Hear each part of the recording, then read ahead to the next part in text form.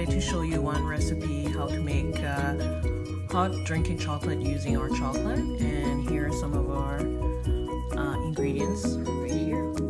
Again, we're using 2% non-fat milk, but feel free to use coconut or almond milk for this. Or if you don't want milk at all, you can replace it with water.